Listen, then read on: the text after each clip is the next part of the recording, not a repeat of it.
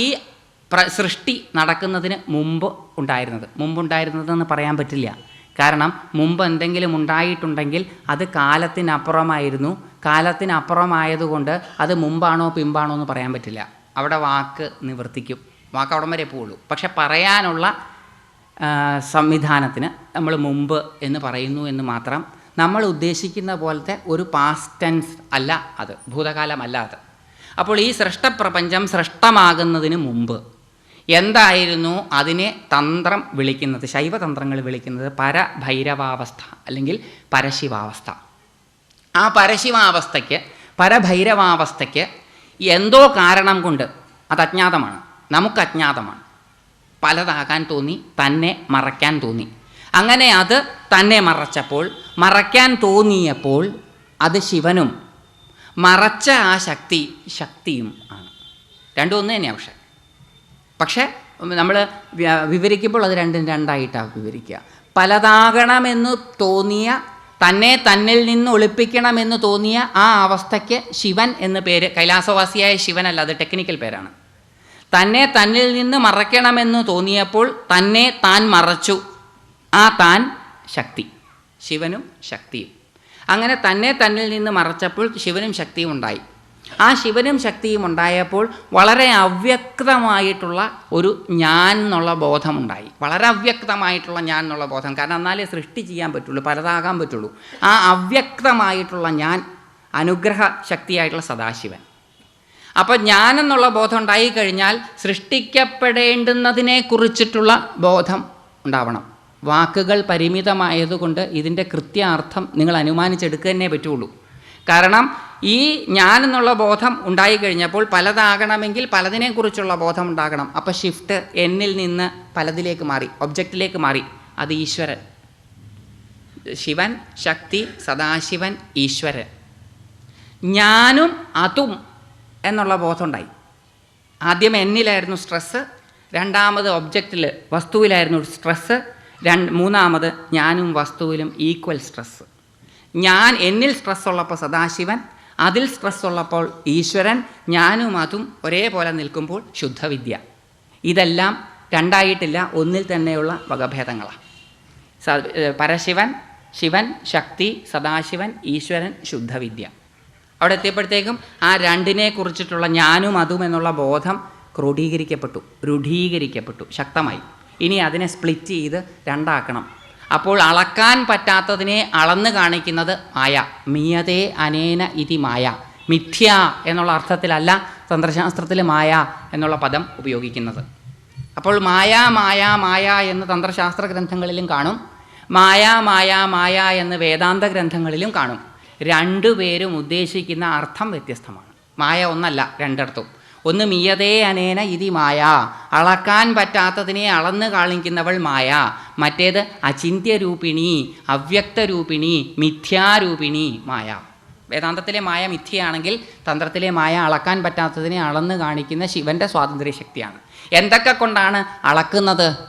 സർവ്വതും അറിയാവുന്ന ശിവനെ കൊണ്ട് ചിലതറിയാം ചിലതറിയില്ല എന്നാക്കി. നമ്മളിപ്പോൾ അങ്ങനെയാണ്, ചിലതറിയാം ചിലതറിയില്ല. അപ്പോൾ അവിദ്യ, അതാണ് അവിദ്യ.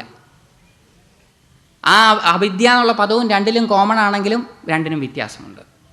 എല്ലാം അറിയാവുന്ന ശിവനെ അല്പം അറിവുള്ളവനാക്കി, എല്ലാം തൻ്റേതാണെന്ന് ബോധമുള്ള ശിവനെ കൊണ്ട് ചിലത് തൻ്റേതല്ല എന്ന ബോധം ഉണ്ടാക്കി. അപ്പോൾ എന്തുണ്ടായി? ആഗ്രഹം ഉണ്ടായി, രാഗം. എനിക്കത് വേണം ഇത് വേണം എന്ന് തോന്നാൻ കാരണം അതും ഇതും എൻ്റേതല്ല എന്നുള്ള ചിന്തയാണ്.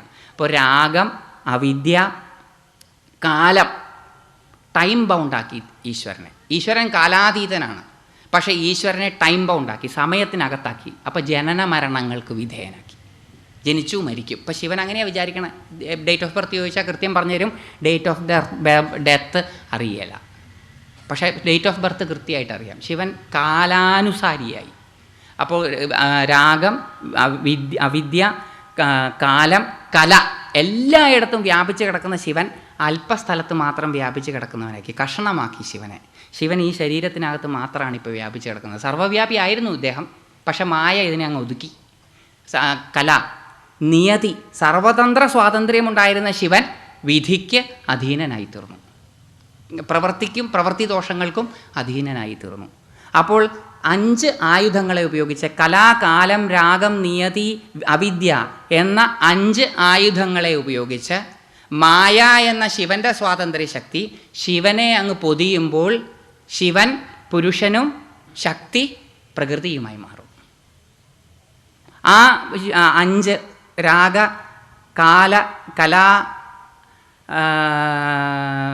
നിയതി, അവിദ്യകൾ, ഇത് 5ഉം മായയും കൂടെ ചേർന്നിട്ടാണ് കഞ്ചുകങ്ങൾ, ക്ലോത്തിങ്. ശിവനെ പുതപ്പിക്കുകയാണ് ഇത് 5നെയും കൊണ്ട് കെട്ടി വരികയാണ്. വരിയുമ്പം സർവവ്യാപിയായ സർവേശ്വരനായ വിഭുവായ പ്രഭുവായ ശിവൻ അണുവായി തീർന്നു, പുരുഷനായി തീർന്നു, ചെറുതായി തീർന്നു. നമ്മളോരോരുത്തരും അണുവാണിപ്പോൾ. ഇനി ഈ അണുവും പ്രകൃതിയും തമ്മിലുള്ള ഇൻട്രാക്ഷനിൽ നിന്ന് സാഖ്യയോഗത്തിൽ പറയുന്ന മറ്റ് തത്വങ്ങളുണ്ടാകുന്നു. പ്രകൃതിയിൽ നിന്ന് അവ്യക്തവും, അവ്യക്തത്തിൽ നിന്ന് മഹത്വവും, മഹത്വത്തിൽ നിന്ന് അഹങ്കാരവും, അഹങ്കാരത്തിൽ നിന്ന് തന്മാത്രകളും, തന്മാത്രകളിൽ നിന്ന് പഞ്ചജ്ഞാനേന്ദ്രിയങ്ങളും, പഞ്ചകർമ്മേന്ദ്രിയങ്ങളും, പഞ്ചഭൂതങ്ങളും. അപ്പോൾ പഞ്ചഭൂതങ്ങളുടെ ഏറ്റവും അവസാനം പൃഥ്വി തത്വം, ഭൂമി. ശിവനിൽ നിന്ന് ഭൂമി വരെ 36 തത്വം. ഷട്രിംശ തത്വാനി വിശ്വം. ഈ പ്രപഞ്ചം ഈ 36 തത്വങ്ങളുടെയും ചേരുവയാണ്. നമ്മൾ ഓരോരുത്തരിലും ഈ 36 തത്വങ്ങളുമുണ്ട്. നമ്മൾ അപ്പം ഈ 36 തത്വങ്ങളെക്കുറിച്ചിട്ടൊരു സാമാന്യ ബോധം നമുക്കുണ്ടായിക്കഴിഞ്ഞാൽ മണ്ണ് കാണുമ്പോൾ അത് ആരുടെ അവാന്തരമാണ്? അത് ശിവനാണ്. അതായത് പരമശിവനാണ് ഈ മണ്ണായി തീർന്നത്, പരമശിവനാണ് ജലമായി തീർന്നത്, പരമശിവനാണ് അഗ്നിയായി തീർന്നത്, പരമശിവനാണ് വായുവായി തീർന്നത്, പരമശിവനാണ് ആകാശമായി തീർന്നത്. അതുകൊണ്ട് പഞ്ചലിംഗങ്ങൾ, പൃഥ്വി രൂപത്തിൽ ശിവനെ ആരാധിക്കാം, ജലരൂപത്തിൽ ശിവനെ ആരാധിക്കാം, അഗ്നി രൂപത്തിൽ, അരുണാചലത്തിലൊക്കെ അഗ്നി രൂപത്തിലാണ്, അഗ്നി രൂപത്തിൽ ശിവനെ ആരാധിക്കാം, വായു രൂപത്തിൽ ശിവനെ ആരാധിക്കാം, ആകാശ രൂപത്തിൽ ശിവനെ ആരാധിക്കാം. ചിദംബരത്തിൽ ആകാശരൂപത്തിലാണ്. പഞ്ചഭൂതങ്ങളും ശിവനാണ്.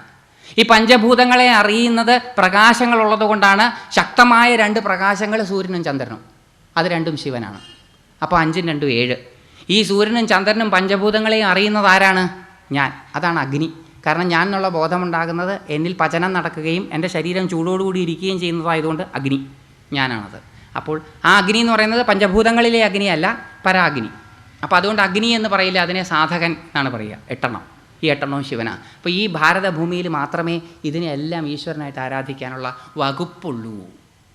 ഈ 36 തത്വങ്ങൾ നമുക്ക് മനസ്സിലായി കഴിഞ്ഞാൽ കണ്ണു കാണുന്നതെല്ലാം ശിവൻ, കാതു കേൾക്കുന്നതെല്ലാം ശിവൻ, മൂക്ക് മണക്കുന്നതെല്ലാം ശിവൻ, നാക്ക് രുചിക്കുന്നതെല്ലാം ശിവൻ, ത്വക്ക് സ്പർശിക്കുന്നതെല്ലാം ശിവൻ. സർവം ശിവമയം ജഗത്. വലിയ സാധനമൊന്നും വേണ്ട, ഇതങ്ങോട്ട് മനസ്സിലായാൽ മതി. അപ്പോൾ ഇത് വൈഷ്ണവ സമ്പ്രദായത്തിലേക്കും ഇതേ ആശയങ്ങൾ ഗംഭീരമാണെങ്കിൽ എല്ലാവരും കടമെടുക്കുക പതിവാണ്. അപ്പോൾ ഈ ആശയങ്ങൾ മറ്റു പലതിലേക്കും കടന്നപ്പോൾ എഴുത്തച്ഛൻ പിൽക്കാലത്ത് പാടി: യാതൊന്നു കാൺമതതു നാരായണ പ്രതിമ, യാതൊന്നു കേൾപ്പതതു നാരായണാർച്ചന, യാതൊന്നു ചെയ്വതതു നാരായണ, യാതൊന്നു കേൾപ്പതതു നാരായണ സ്തുതി, യാതൊന്നു ചെയ്വതതു നാരായണാർച്ചന, യാതൊന്നതൊക്കെയും ഹരി നാരായണായ നമ. എല്ലാം ഈശ്വരനാണ്. അപ്പോൾ ഈശ്വരനല്ലാതെ ഈ ലോകത്തൊന്നുമില്ല എന്ന് നമുക്ക് മനസ്സിലാക്കാൻ ദേവിയുടെ നാമം വിശ്വരൂപ. ആ വിശ്വരൂപയായിട്ട് ദേവി ഇരിക്കുന്നത് നമ്മുടെ ജാഗ്രത് അവസ്ഥയിലായതുകൊണ്ട് വിശ്വരൂപ ജാഗരണി. ജാഗ്രത അവസ്ഥയിലിരിക്കുന്ന ജീവബോധം ആണ് വിശ്വൻ എന്ന് വിളിക്കുന്നത്. സമഷ്ടിയിൽ അതിനെ വൈശ്വാനരൻ എന്ന് വിളിക്കും. വ്യക്തിയുടെ ജാഗ്രത അവസ്ഥയിലുള്ള ജീവബോധത്തെ വിശ്വനെന്നും സമഷ്ടിയിലുള്ള ജാഗ്രത അവസ്ഥയിലെ ബോധത്തെ വൈശ്വാനരൻ എന്നും വിളിക്കും. അപ്പോൾ വിശ്വരൂപ ജാഗരണി എന്ന നാമം കൊണ്ട് ഈ പ്രപഞ്ചവും ഈ പ്രപഞ്ചത്തെക്കുറിച്ച് ബോധമുള്ളതും ദേവിയാണ് എന്ന് പറഞ്ഞു. എൻ്റെ ശരീരം വിശ്വമാണെങ്കിൽ, വിശ്വരൂപയാണെങ്കിൽ, എൻ്റെ ശരീരം പ്രപഞ്ചമാണെങ്കിൽ ആ ശരീരബോധത്തെ ഉള്ള ഞാൻ വിശ്വം ദേവിയാണ്. വിശ്വരൂപ ജാഗരണി.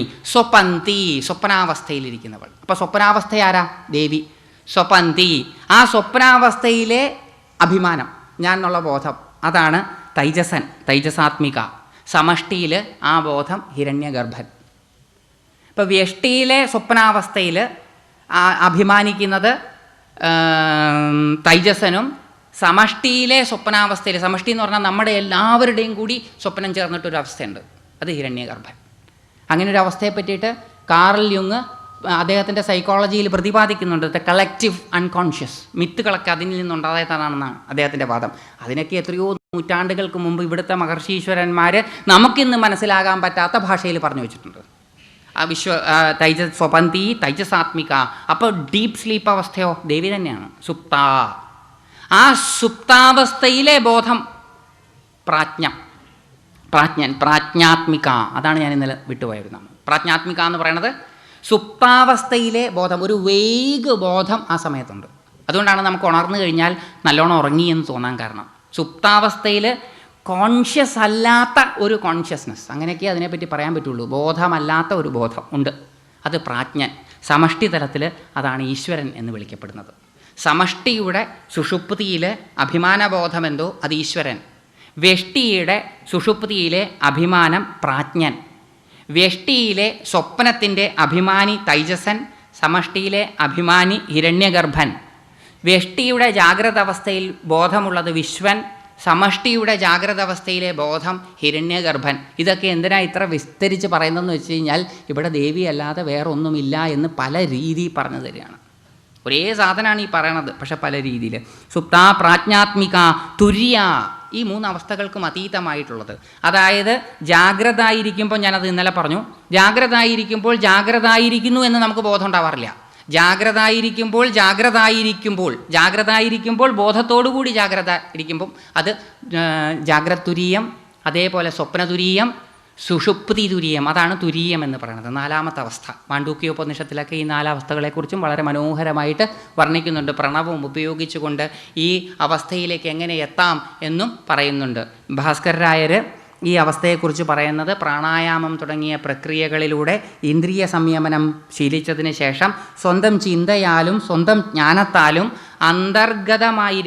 അന്തരംഗമായിരിക്കുന്ന ചമത്കാരരസത്താൽ തുര്യാവസ്ഥയിലെത്താത്രേ. പ്രാണായാമാദികൾ ചെയ്തു കഴിയുമ്പോൾ ഇന്ദ്രിയങ്ങൾ നിയന്ത്രിതമാകുമ്പോൾ കണ്ണ് പുറത്ത് കാണുന്നതിന് പകരം അകത്ത് കാണും. അപ്പോൾ ദിവ്യ കാഴ്ചകളൊക്കെ കാണും, ദിവ്യഗന്ധങ്ങളൊക്കെ മണക്കും, ദിവ്യ ശബ്ദങ്ങളും ദിവ്യരസങ്ങളും ദിവ്യസ്പർശങ്ങളും അനുഭവിക്കും. ആ ദിവ്യമായിട്ടുള്ള ആന്തരിക അനുഭൂതി ഒരു അത്ഭുതത്തെ ഉണർത്തും. ആ അത്ഭുതം തുര്യാവസ്ഥയിലേക്ക് കൊണ്ടുപോകും. അപ്പോൾ ജാഗ്രത് സ്വപ്ന സുഷുപ്തികൾക്ക് ആധാരമായി നിൽക്കുന്ന ബോധാവസ്ഥയാണ് തുര്യം. അതിനുമതീത, സർവാവസ്ഥാവിവർജിത, തുര്യാതീതം. തന്ത്രശാസ്ത്രത്തിൻ്റെ സംഭാവനയാണ് ഈ 5ാമത്തെ അവസ്ഥ.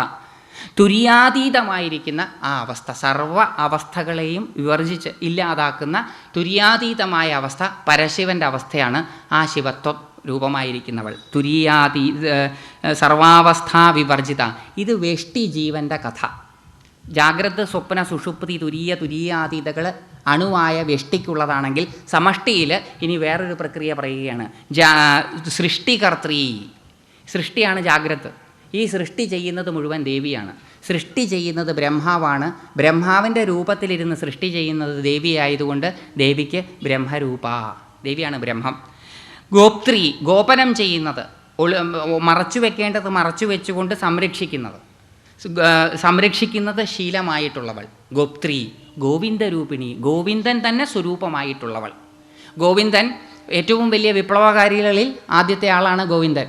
മഹാവിപ്ലവകാരിയാണ്. കൺവെൻഷന് എതിരായിട്ട് പ്രവർത്തിച്ച ആൾക്കാരെ ആരാധിക്കുന്ന ഒരു സമ്പ്രദായം ഭാരതത്തിലുണ്ട് എന്ന് കാണിക്കാൻ ആ കഥ അങ്ങനെ വ്യാഖ്യാനിക്കുകയാണ് ഞാൻ. സാധാരണഗതിയിൽ മഴയുടെ അതിദേവതയായ ഇന്ദ്രന് കപ്പം കൊടുക്കുക ഒരു പതിവായിരുന്നു ഭാരതീയ സംസ്കാരത്തിൽ. എല്ലാ വർഷവും യാഗം ചെയ്ത് ഇന്ദ്രനെ സന്തോഷിപ്പിച്ചാൽ ഇന്ദ്രൻ മഴ പെയ്യും. കൃഷ്ണൻ ഇത് കണ്ടിട്ട് അത്ര രസമൊന്നും തോന്നിയില്ല. എന്തിനപ്പോൾ ഈ എവിടെയോ ഇരിക്കുന്ന ഒരാളെ ഇങ്ങനെ പൂജിക്കുന്നത്? നമ്മളെ സംരക്ഷിക്കുന്നത് ഈ പശുക്കളാണ്. പശുക്കളുടെ പാലും വെണ്ണയുമാണ് നമ്മളുടെ ജീവനോപായം. പശുക്കളെ സംരക്ഷിക്കുന്നതാകട്ടെ പുല്ലുകളാണ്. പുല്ല് നിൽക്കുന്നതാകട്ടെ ഗോവർദ്ധന പർവ്വതത്തിലും. അതുകൊണ്ട് ഗോവർദ്ധന പർവ്വതത്തെ ആരാധിക്കണം. വിപ്ലവം അവിടെ തുടങ്ങുകയാണ്.